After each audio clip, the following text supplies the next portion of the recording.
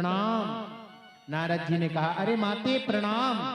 अब तो पार्वती मैया ने कहा हाँ बालक पुत्र आओ आओ, कहां से आ रहे हो? नारद जी ने कहा मैंने भूलोक पे गया, पृथ्वी लोक पे गया तो मैंने देखा कि कोई इंसान, कोई पत्नी, कोई पति अपनी पत्नी से प्रेम ही नहीं करता। क्यों? मेरे पति तो इतनी हैं, इतने अच्छी हैं कि जो गुरु मंत्र भी दिया है ना वो भी मुझे बता दिया।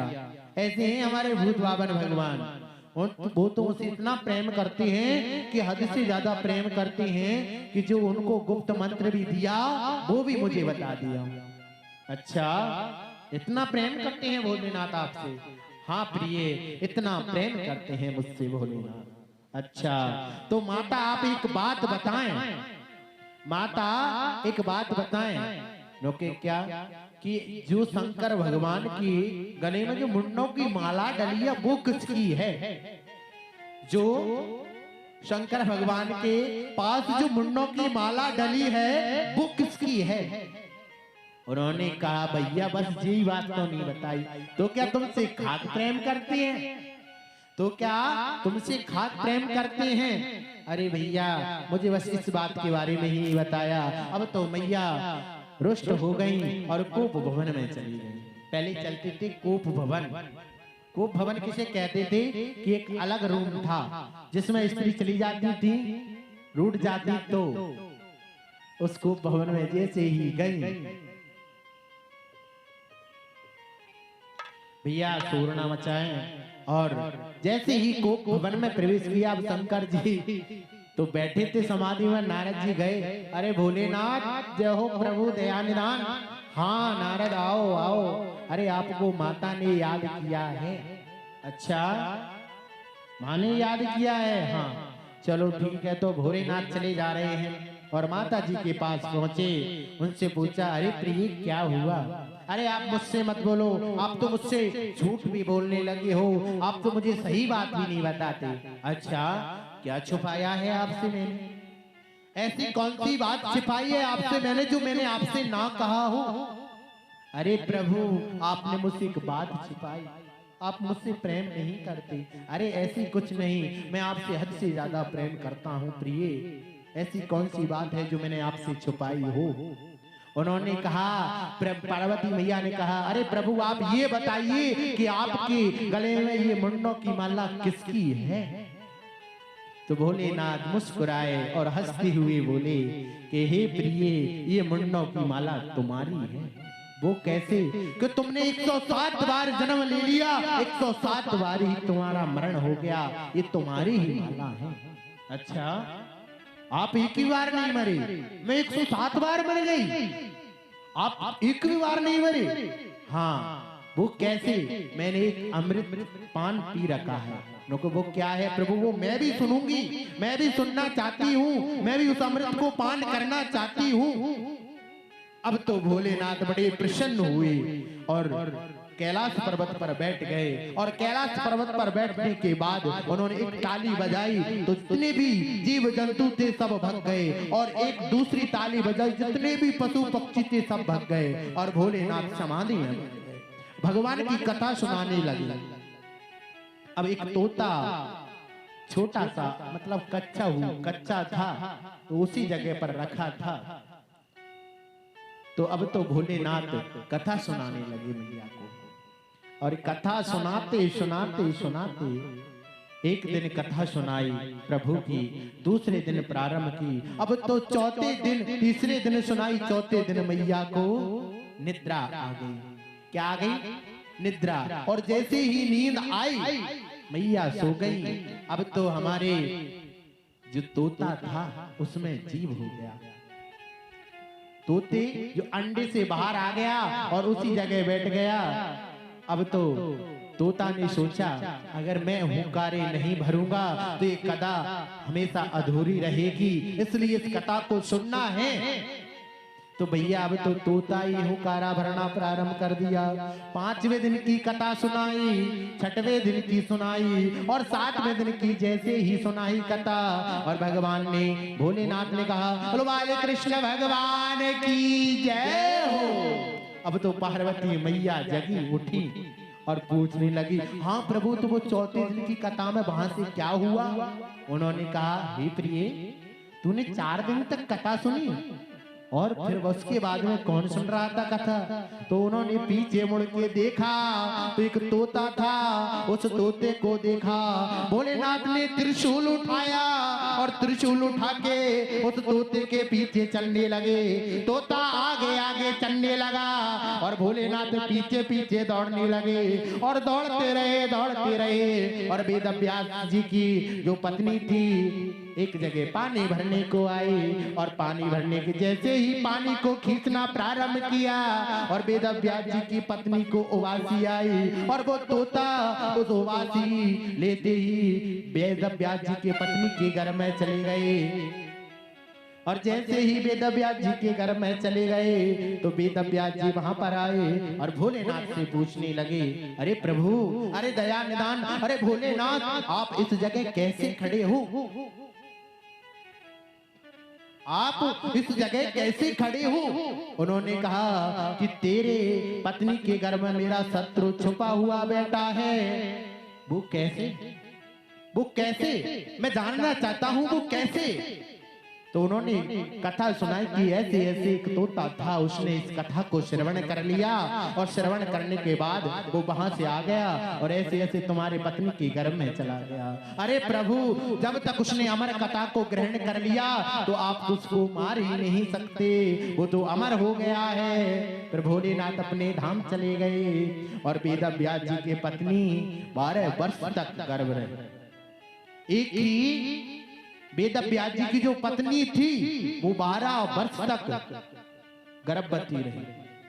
12 वर्ष के बाद उनके यहाँ एक सुंदर बालक प्रकट हुए जिसका नाम पड़ा सुखदेव, और उस सुखदेव से आज ये सुख सागर सुनाई जाती है।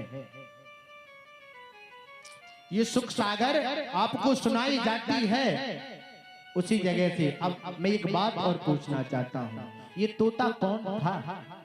ये तोता कौन था? ये तोता था राधा रानी और भगवान कृष्ण के पुत्र। कैसे? इनको सुदामा था, उसने श्राप दिया कि तुम दोनों एक साथ रमण नहीं कर सकते। तो हमारी राधा रानी बनी मैना और हमारे बाल कृष्ण भगवान बने तोता। दोनों ने रमण किया और रमण कैलाश पर्वत पर किया। कैलाश पर्वत पर रमण करने के बाद वहां पर एक अंडा हुआ, उस अंडे से प्रकट हुए हमारे सुखदेव, उन्हीं का नाम पड़ा सुखदेव। और जैसे ही उस गर्भ से 12 वर्ष बाद निकले, वन की ओर चले दिए। ऐसे हैं सुखदेव महाराज, ऐसी उनकी कृपा है। अब तो भैया वेद व्यास जी घर में भागवत पढ़ते थे तो उनको भागवत मौखंड याद हो गई और बाहर चले गए। और इसी के बाद हम भजन सुने, नटवर नागर नंदा भजो रे मन गोविंदा। नटवर नागर नंदा भजो रे मन गोविंदा।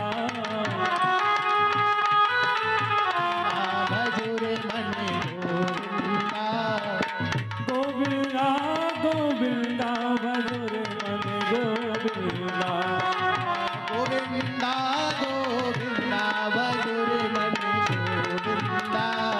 नटवर नागर नंदा भजो रे मन गोविंदा। नटवर नागर नंदा भजो रे मन गोविंदा। ओ गोविंदा गोविंदा भजो रे मन गोविंदा। गोविंदा गोविंदा भजो रे मन गोविंदा। नटवर नागर नंदा भजो रे मन गोविंदा। नटवर नागर नंदा भजो रे मन गोविंदा। वृंदावन में गाय बहुत है, वृंदावन में गाय बहुत है। वृंदावन में वृंदावन में वृंदावन में वृंदावन में गाय बहुत है। बहुत है। ओ अरे बीच में बाल मुकुंदा बजो रे मन गोविंदा। देवर नागर नंदा मधुर मन गोविंदा। ओ गोविंदा गोविंदा बजो रे मन गोविंदा। गोविंदा गोविंदा मधुर मन गोविंदा। नटवर नागर नंदा बजो गोविंदा। नटवर नागर नंदा मधुर मन गोविंदा।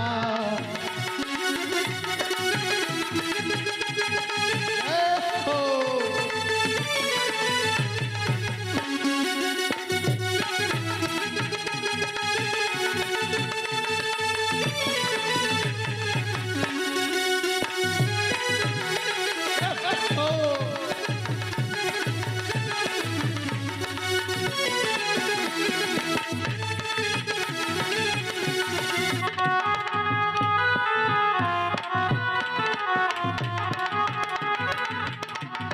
नटवर नागर नंदा बजो रे मन गोविंदा। बजो रे मन गोविंदा। बजो रे मन गोविंदा। बोलो बाल कृष्ण भगवान की जय हो। अब तो भैया ऐसे हैं हमारे नटवर नागर। नट और नागर ये क्या है? भगवान का नटवर नागर कब से नाम पड़ा? जब से वो नृत्य करते थे, जब से उनका नाम पड़ा नटवर नागर। ऐसे हैं हमारे बाल कृष्ण कन्हैया, जिनकी छवि न्यारी, उनका टेढ़ापन न्यारा। अब तो भैया सती का पिता के यहाँ यज्ञ उत्सव में जाना के आग्रह भोलेनाथ से, तो श्री मित्र जी कहते हैं विदुर जी, इस प्रकार उन ससुर और दामाद के आपसी विरोध को बहुत समय निकल गया। इसी बीच ब्रह्मा जी ने दक्ष को समस्त प्रजापतियों का अधिपति बना दिया, जिससे उनका गर्व और भी बढ़ गया। उसने भगवान शंकर जी आदि ब्रह्मानिष्ठों को यज्ञ भाग ना देकर उनका तिरस्कार कर दिया। और पहले तो बाज पे यज्ञ किया, फिर बृहस्पति शवन नाम यज्ञ आरंभ किया। उस समय आकाश मार्ग से जाते हुए देवताओं के मुख से सती ने अपने पिता के घर होने वाले यज्ञ की बात सुनाई तथा अपने पिता के घर जाने की भगवान शंकर जी से अनुमति मांगी और कहा, अरे भोलेनाथ, अरे प्रभु, अरे दया निधान, अरे करुणा निधान, ये सब लोग मेरे पिता के यज्ञ में जा रहे हैं, आपका आदेश हो तो मैं भी जा सकूं। उन्होंने कहा, हे प्रिय, हमें ना तो कोई बुलावा भेजा, ना कोई पत्रिका भेजी, ना कोई चिट्ठी भेजी, बगैर बुलाए जाना अनुचित नहीं है। बगैर बुलाए हमें कहीं नहीं जाना चाहिए। अगर आप बगैर बुलाए जाओगे तो प्रिय आप बहुत दुख पाओगे। इसलिए कभी भी किसी के घर बगैर बुलाओ ना जाए, और ना जाना चाहिए। आपका जो आदर है वो घट जाता है। किसी के यहाँ अगर घर बार बार जाओगे तो आपका जो सम्मान है वो घट जाएगा। इसलिए आप ध्यान रखें, जब आपको काम हो जब भी किसी के घर जाना चाहिए। आप नहीं आदर नहीं, आप नहीं आदर नहीं, नई नैनों की नीर, और जो सद घर में जाएगा उसकी होगी पीर। अरे आप नहीं आदर नहीं, इस घर में जाने से क्या फायदा? जहां पर अपना आदर ना हो उस घर कभी नहीं जाना चाहिए।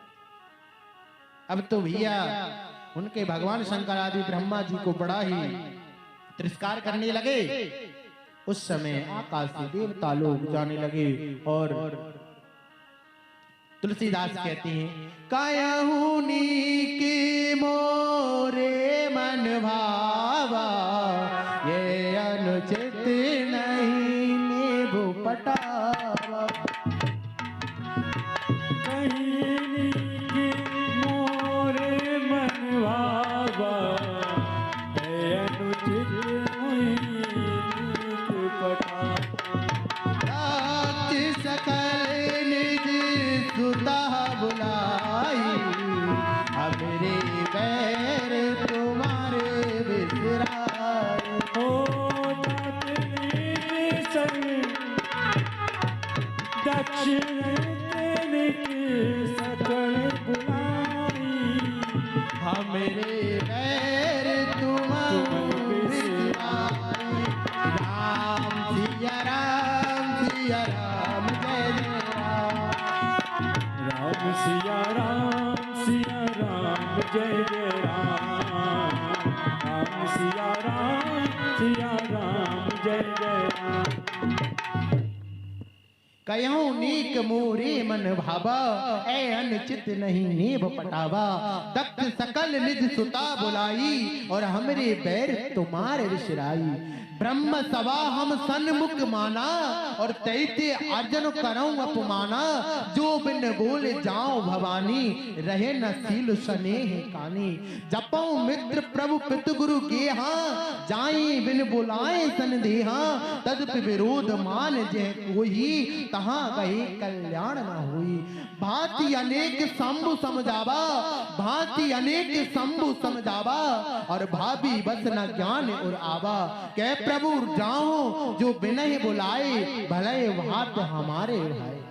कहूँ देख हर जतन कहूँ, और रहे ना दक्ष कुमार। दिए मुख गण संग तब है, और विदा कीन त्रिपुरा। अब तो भैया भोलेनाथ की बात नहीं सुनी पार्वती मैया ने, चलने लगी। चल दई, और जैसे ही चलने लगी तो भोलेनाथ ने नंदी से कहा, अरे नंदी सुनते हो, तुम्हारी माँ अकेली जा रही है, आप भी जाओ। तो भैया भूत गणों को भेज दिया, नंदी को भेजा, नंदी चले जा रहे हैं।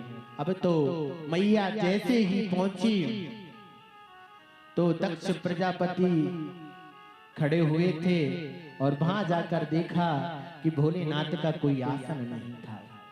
भोलेनाथ के लिए कोई आसन नहीं था। क्रोधित हो गई, अब तो क्रोध में भर गई। और जैसे ही मैया क्रोध में हुई, अपनी माता से मिली मैना, और माता ने उनको गले से लगाया। उनसे पूछा, बेटी कैसी है, कहां से है, क्या हुआ। अब तो दक्ष प्रजापति को देखा, उनसे मिलने के लिए गए। और पार्वती मैया ने कहा, हे पिताजी, आपने मेरे पति का अनादर किया है, मेरे पति के लिए कोई स्थान नहीं दिया। उनको पता चला कि ऐसे ऐसे एक समय भोलेनाथ ने मुझको उठकर नमस्कार नहीं किया, इसलिए भोलेनाथ को उन्होंने नहीं बुलाया। अब तो माते सोचने लगी कि भोलेनाथ की बात अगर मैं मान लेती तो यहाँ नहीं आती। अब तो मैया ने सोचा और सोचने लगी, और वहां पर जो यज्ञ हो रहा था, उसी यज्ञ में श्री मां माया भगवती अपने शरीर सहित उसमें प्राणांत हो गई। उस अग्नि में धधकती हुई चलने लगी, और नंदी को गुस्सा आया। नंदी भागा भागा दौड़ा दौड़ा आया। नंदी सोचने लगा कि हे माते, हे माते, हे माते। नंदी ने जैसे देखा, नंदी ने कहा कि हे माते, तुमने ये क्या किया। अगर हम जाएंगे वापस तो भोलेनाथ हमको क्या कहेंगे। और इतनी बात सुनी, नंदी कैलाश की ओर दौड़ पड़ी, और जैसे ही कैलाश पर दौड़े दौड़े जा रही है। कैलाश पर पहुंचे और भोलेनाथ से कहा, अरे प्रभु गजब हो गया, गजब हो गया। भोलेनाथ ने कहा, क्या हुआ। अरे मां माया भगवती ने अपने शरीर को देह त्याग कर दिया।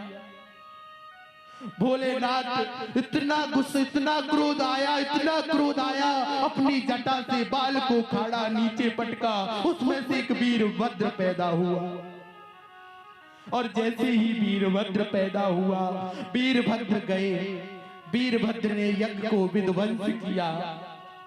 और वीरभद्र ने तलवार को निकाला और दक्ष प्रजापति के सर को धड़ से अलग कर दिया।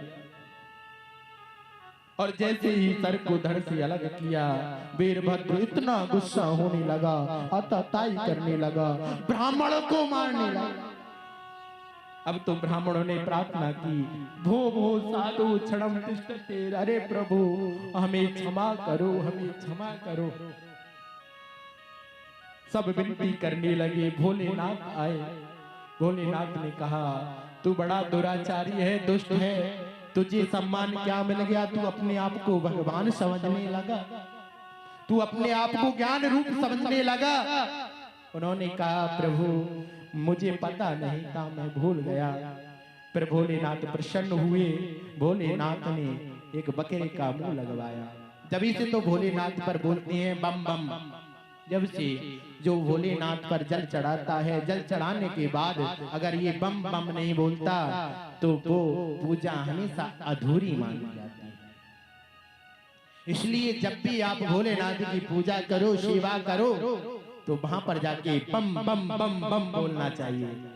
क्योंकि बम बम कौन बोलता था? उनका ससुर दक्ष प्रजापति। इसलिए बम बम बोलना चाहिए। ऐसे हैं। अब तो भोलेनाथ की बड़ी उधन करने लगे। भोलेनाथ सोचने लगे कि अब मैं क्या करूं। अब तो भैया ध्रुव का वनगमन, ध्रुव जी महाराज की आपको पुनः बात सुनाए। श्री मित्र जी कहते हैं, विदुर जी, सनकादि नारद ऋषि, ऋषु, हंस, अरुणी और यति ब्रह्मा जी के 9 ब्रह्मचारी पुत्रों ने अवस्था में प्रवेश नहीं किया, अतः इनकी कोई संतान नहीं थी। आधर्म भी ब्रह्मा जी का ही पुत्र था। उसकी पत्नी का नाम था मृषा। उसके दम्भ नाम का पुत्र और मया नाम की कन्या हुई। उन दोनों में नृत्य ले गया, क्योंकि उसकी कोई संतान नहीं थी। दम्भ और माया से लोभ, दम्भ और माया के लोभ से ऐसे ऐसे भगवान का जितना हो उतना कीर्तन करें, भजन करें, पूजा करें, पाठ करें।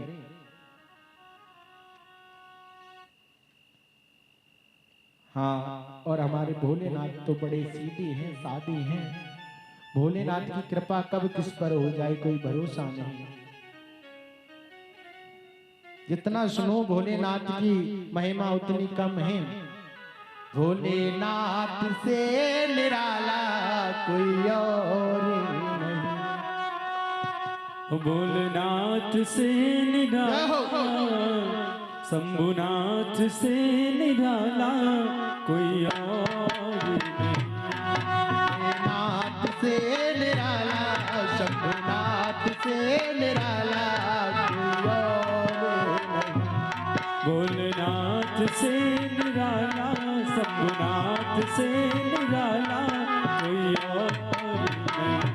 भोलेनाथ से निराला, शंभुनाथ से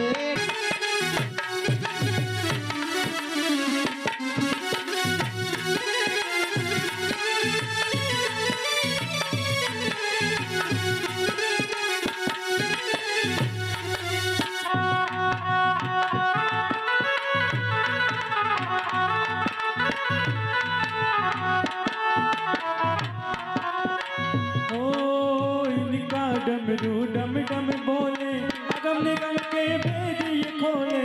इनका डमरू डम डम बोले, अगम निगम के भेद ये खोले। इनका डमरू डम डम बोले, अगम निगम के भेद ये खोले। इनका डमरू डम डम बोले, अगम निगम के भेद ये खोले। अगम निगम के भेद ये खोले, अगम निगम के भेद ये खोले। ऐसा डमरू बजाने वाला, ऐसा डमरू बजाने वाला कोई और नहीं। शंभुनाथ से निराला कोई और नहीं। भोलेनाथ से निराला कोई और नहीं। ऐसा डमरू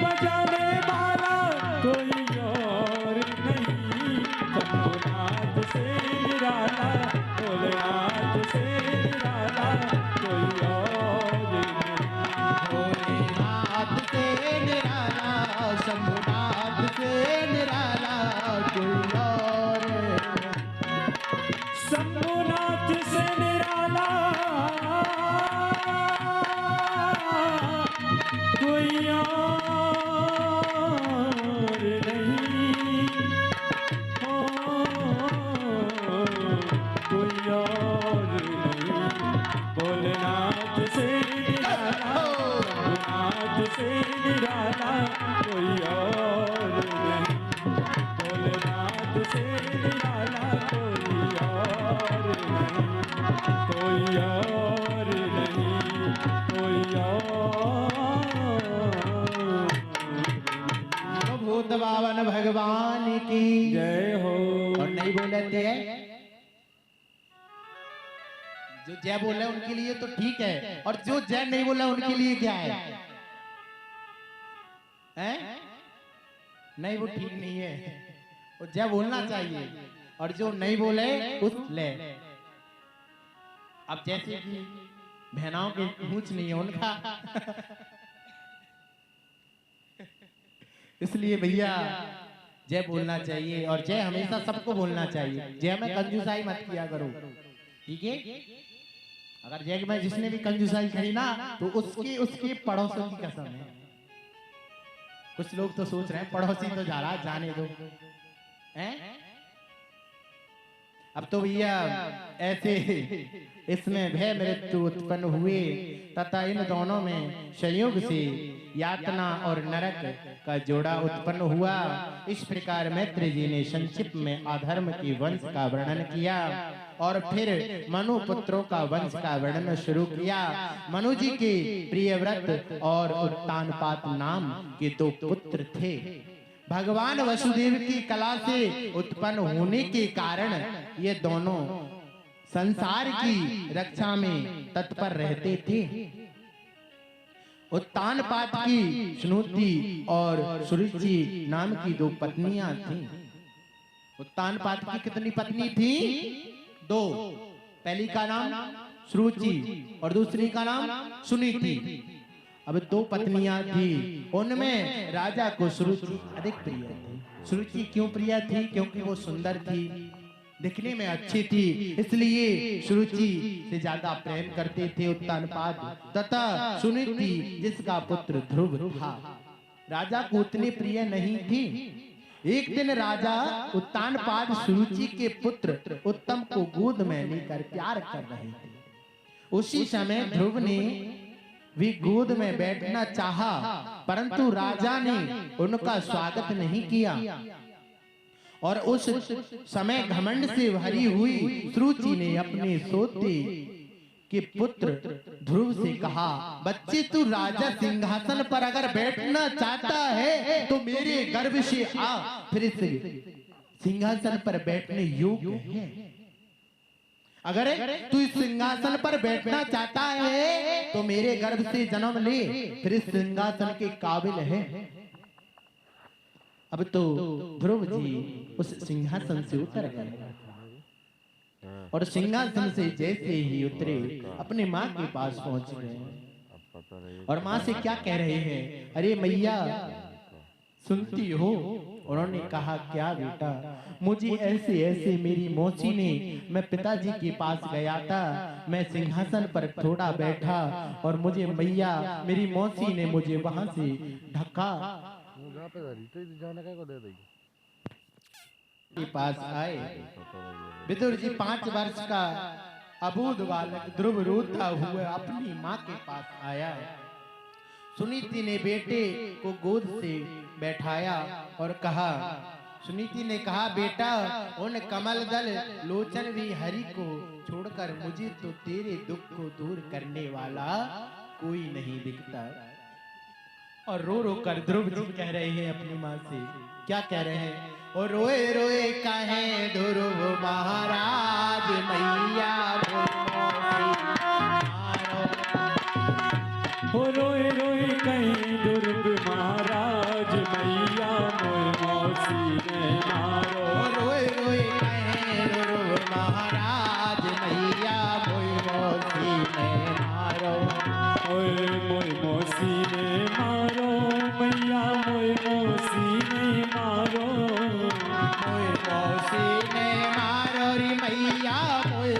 मौसी ने मारो। रोई रोई कहे ध्रुव महाराज मैया मोई मौसी ने मारो। रोई रोई कहे ध्रुव महाराज मैया मोई मौसी ने मारो।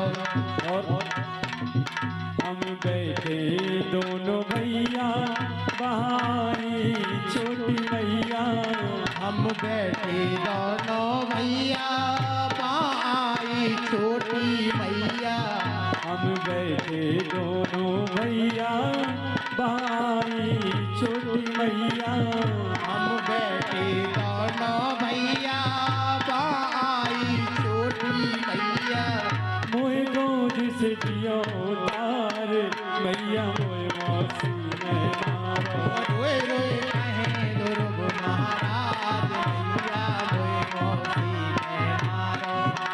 ओ मोए मौसी ने मारो मैया मोए मौसी ने मारो। मोए मौसी ने मारो रे मैया मोए मौसी ने मारो। रोए रोए कहे ध्रुव महाराज मैया मोए मौसी ने मारो। रोए रोए कहे ध्रुव महाराज मैया मोए मौसी ने मारो। जय श्री राम। जय हो।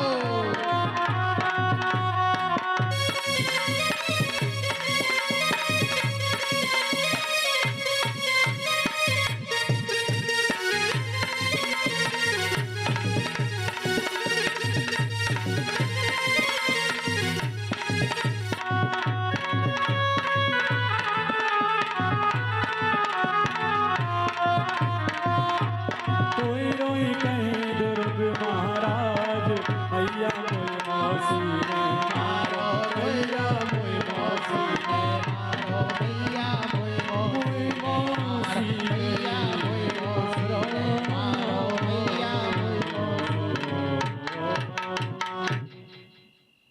हेलो महामाया भगवती की, बोलो बाले कृष्ण भगवान की। जय हो।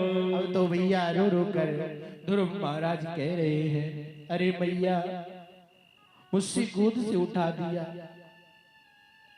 मैं तो अपने भाई के साथ खेल रहा था और मैया ने मुझसे कहा अगर तू इस सिंहासन पर बैठना चाहता है तो मेरी गोद से जन्म ले, फिर इस सिंहासन की योग वर।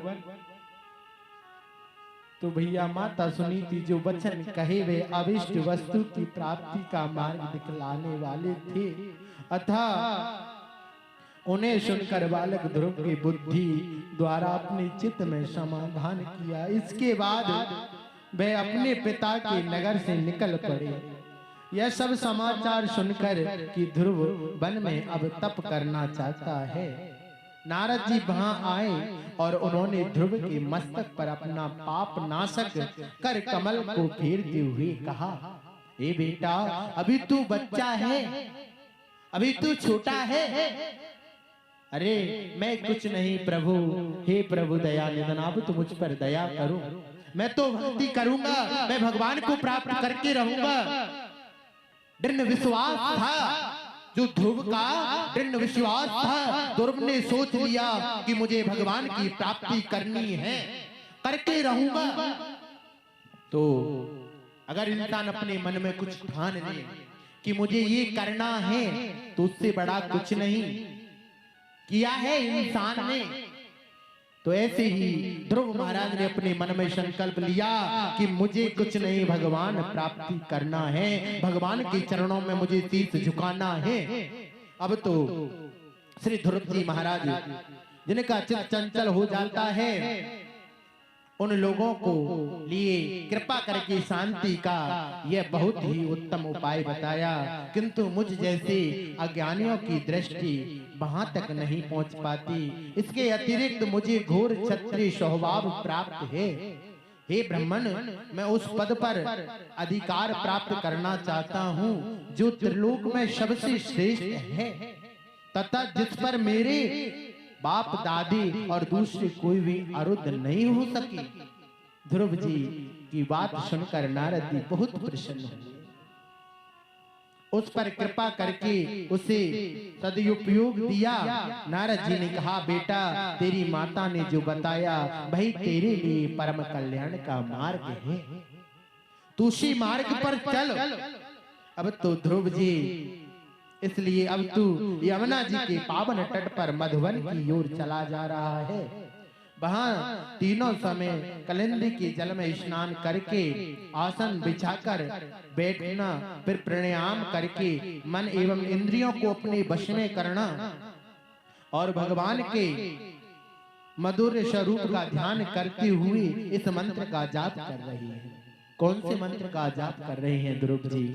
ओम नमो भगवते वासुदेवाय, ओम नमो भगवते वासुदेवाय, ओम नमो भगवते वासुदेवाय, भगवते वासुदेवाय, वासुदेवाय नंद नंदनाय, वासुदेवाय नंद नंदनाय, वासुदेवाय नंद नंदनाय, वासुदेवाय नंद नंदनाय।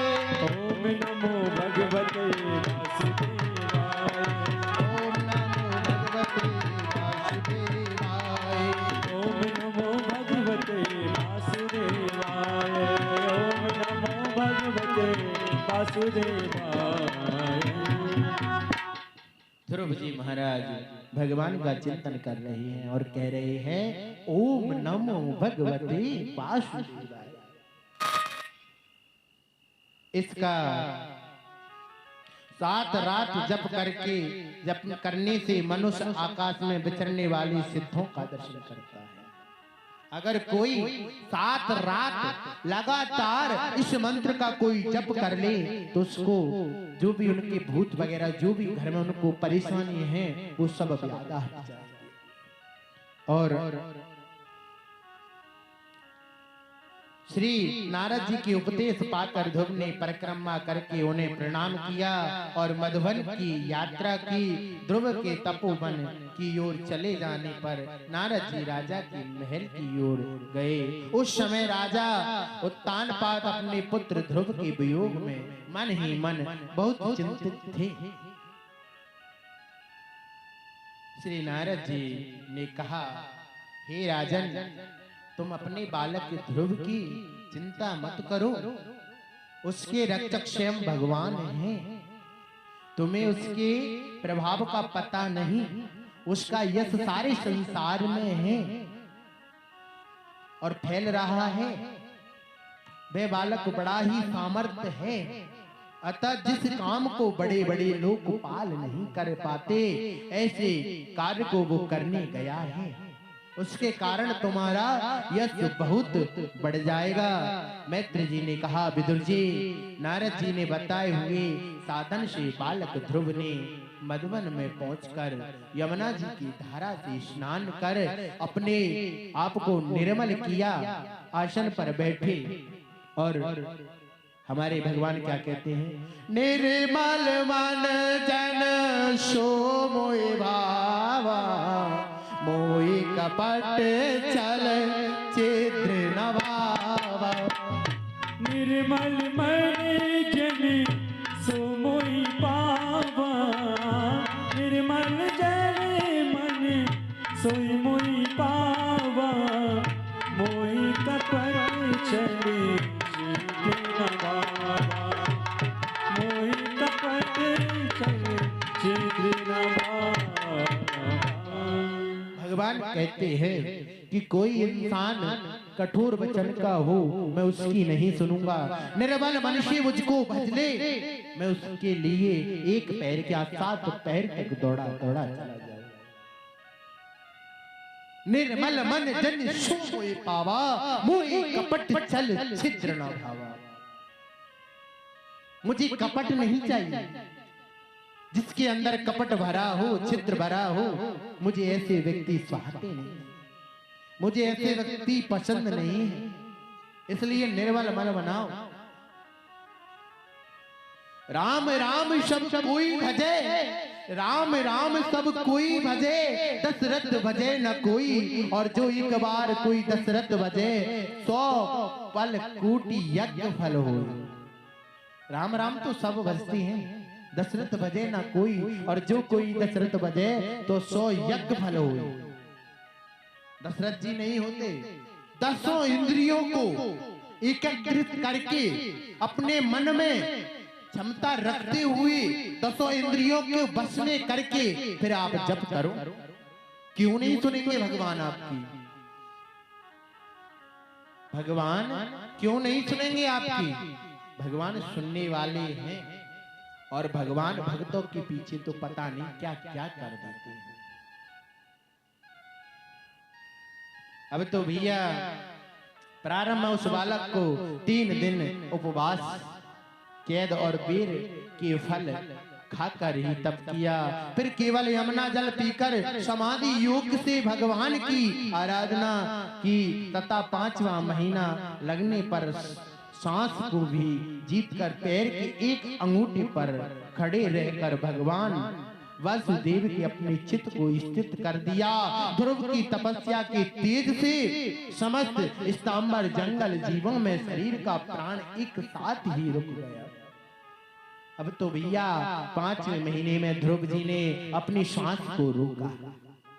श्वास को रोकने का प्रयास किया। ध्रुव जी ने जैसे ही अपनी श्वास को रोका तो जीव जंतु घबराने लगे, भागने लगे, दौड़ने लगे, देवता घबराने लगे, दैत्य घबराने लगे और भगवान के पास पहुंचे। भगवान से बोलने लगे, अरे प्रभु, हमारी तो सांस ही नहीं निकल रही, हमारी तो सांस ही नहीं निकल रही। पता नहीं कौन ऐसा बालक है जो तप कर रहा है। तब भगवान ने कहा कि मेरा एक प्रिय शिष्य मेरा ध्रुव है, जो मुझे भजता है और जो मुझे भज रहा है। अब तो भैया जैसे ही भगवान ने कहा, देवता तुम डरो मत। उत्तान पाठ के लड़के ध्रुव ने अपने चित्त को मुझ विश्वात्मा की लीन कर लिया। इस समय मेरे साथ उनकी अवैध धारणा हो गई, इसी से उसके प्राण निरुद्ध से तुम सबका प्राण ही रुक गया। अब तुम अपने अपने लोगों को जाओ, मैं उस बालक को दुष्कर तब से निवृत्त कर दूंगा। भगवान से आश्वासन पाकर देवता अपने अपने लोक चले गए। तदंतर विराट स्वरूप भगवान गरुड़ पर सवार होकर अपने भक्त को देखने मधुवन में आए। उस समय ध्रुव जी ने अपने हृदय प्रभु सुमधुर मूर्ति का ध्यान किया और जो मूर्ति जैसे उनके शरीर में प्रवेश हुई, थोड़ी तो दिखी और दिखने के बाद पुनः चली गई और ध्रुव जी उनको देखने लगे। उसी रूप को भगवान स्वयं अष्टदमल कमल लेते हुए देखा। ध्रुव जी ने जैसे ही देखा कि भगवान उनके सामने खड़े हैं, नेत्र खोलने सामने वही चतुर्भुज श्याम स्वरूप था। उनके मस्तक पर मुकुट, कान रत्न जड़ित, मरकाकृत कुंडल, गले में कौस्तुभ मणि और बेजंती माला, शरीर पर पीतांबर धारण किए सामने खड़े हैं। बालक ध्रुव लटक के समान उनके चरणों में लेट गया। फिर कुछ धैर्य के साथ उनसे कहने लगा। बालक ध्रुव ने कहा, प्रभु आप सर्वशक्तिमान संपन्न हैं, आप ही मेरे अनंत कारण हैं।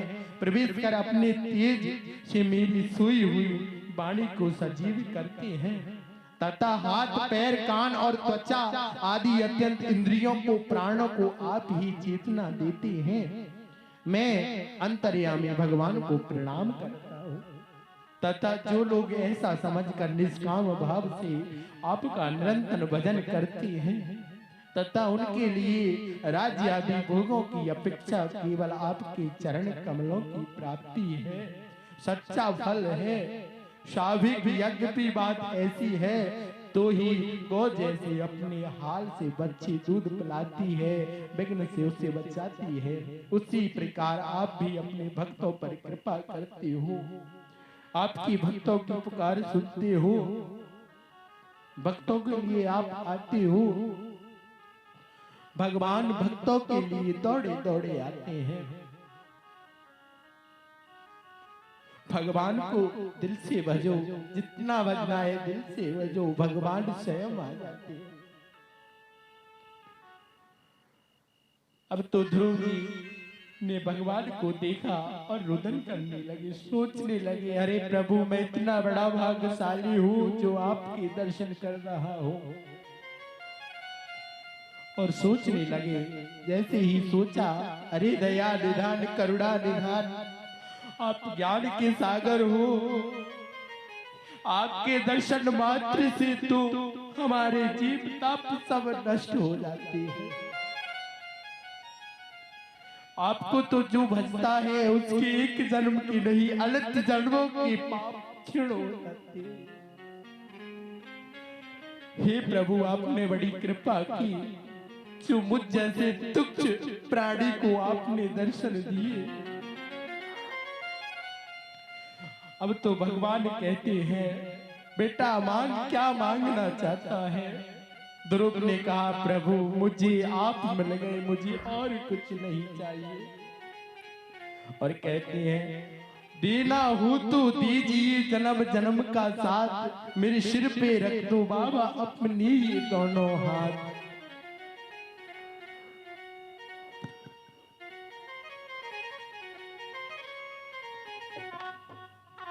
देना हो तो दीजिए जन्म जन्म का साथ, देना हो तो दीजिए जन्म जन्म का साथ, मेरे सिर पर रख दो बाबा अपने दोनों हाथ। मेरे सर पर रख दो बाबा, मेरे सर पर रख दो बाबा अपने ये दोनों हाथ। देना हो तो दीजिए जन्म जन्म का साथ, मेरे सिर पर रख दो बाबा, मेरे सिर पर रख दो बाबा अपने ये दोनों हाथ।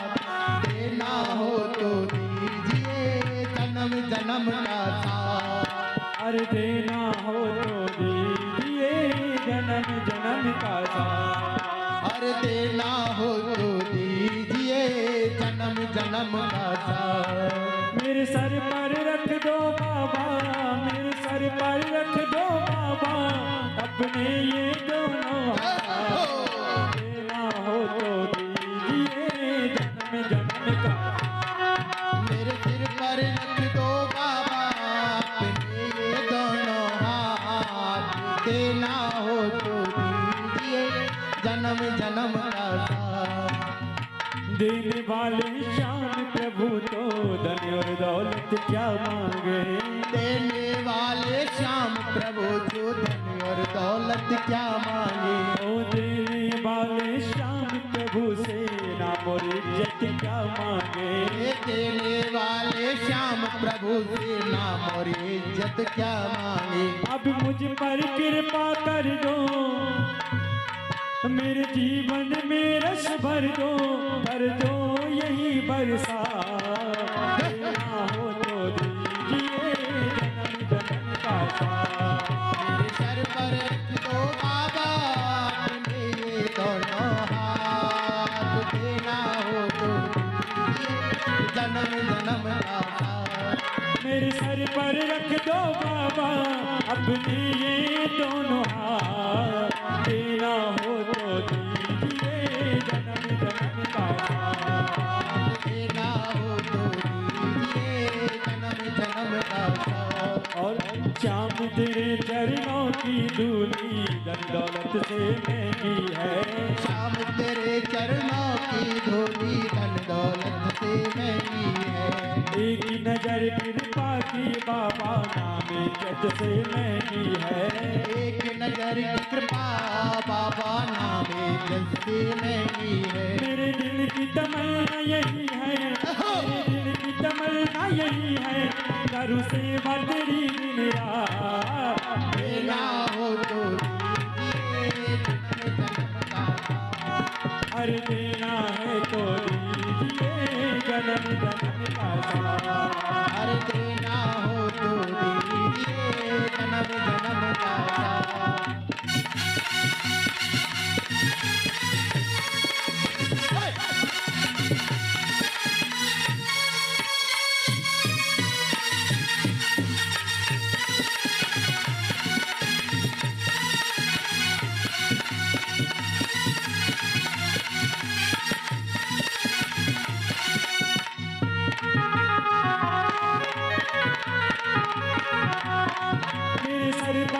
दो बाबा अपने ये दोनों हाथ, देना हो तो दीजिए जन्म जन्म का साथ, अरे देना हो तो दीजिए जन्म जन्म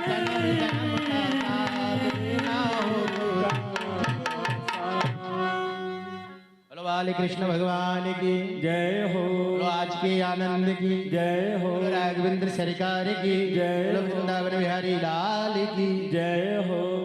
अब तो ध्रुव जी ने कहा प्रभु अगर आप देना चाहते हो तो जन्म जन्म का साथ दो, अगर आप देना चाहते हो तो जन्म जन्म का साथ दो। और उन्होंने कहा आशीर्वाद दिया। तब तो ध्रुव जी क्रोध से शांत हो गए, भगवान कुबेर के यहाँ आए और बड़े प्रसन्न मन से ध्रुव जी को भागवत स्मृति का प्रदान की। फिर उनके देखते देखते अंतर ध्यान हो गए। इसके बाद ध्रुव जी अपनी राजधानी लौट आए।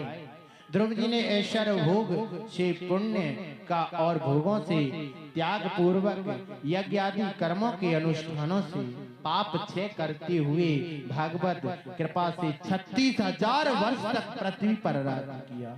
ध्रुव जी ने कितना राज किया? 36,000 वर्ष तक।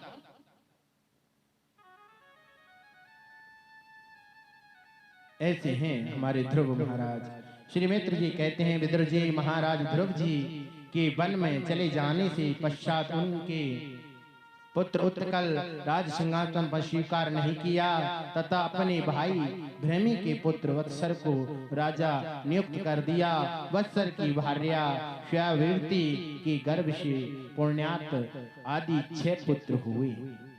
पुण्यात के वैशिष्ट और विशिष्ट के तक्षु, तक्षु के नामक के पुत्र हुआ चाशुक के मनमंत्र में वही मनु हुआ। इनकी पत्नी नड़वाला से उत्मुलका आदि 12 पुत्र हुए। उत्मुल की पत्नी पुष्करणी से अंग आदि 6 पुत्र हुए। अंग की पत्नी सुनीता से कुरकर्मा और बेन का जन्म हुआ। बेन के बचपन से ही बड़ा क्रूर स्वभाव का था। उनकी दुष्टता से तंग आकर राजा अंग एक दिन रात्रि में ही सबको सोता हुआ छोड़कर वन की ओर चल गए। सुनीता मृत्यु की पुत्री थी। राजा बेन को पहले तो ऋषि मुनि आदि ब्राह्मण से उन्हें समझाने की कोशिश की। जब यह अपनी दुष्टता से बांध नहीं आया, अब मुनियों ने कुपित होकर बेन को शाप दे दिया कि उसकी मृत्यु हो गई। तब कोई राजा ने होने के कारण लोक में चोर लुटेरा आदि जनता बढ़ने लगी, चोर चुकारी आदि होने लगी। अब तो भैया ऋषियों ने कहा पृथ्वी के रूप में साक्षात हरि के अंश में ही संसार की रक्षा के लिए अवतार लिया और अर्ची के रूप में नंदन भगवान की सेवा में रहने वाली उनकी नित्य सहचरी की लक्ष्मी जी का प्रकट हुआ। मैत्री जी कहते हैं विदुर जी उस समय वेदवादी ब्राह्मण उनकी स्तुति करने लगे।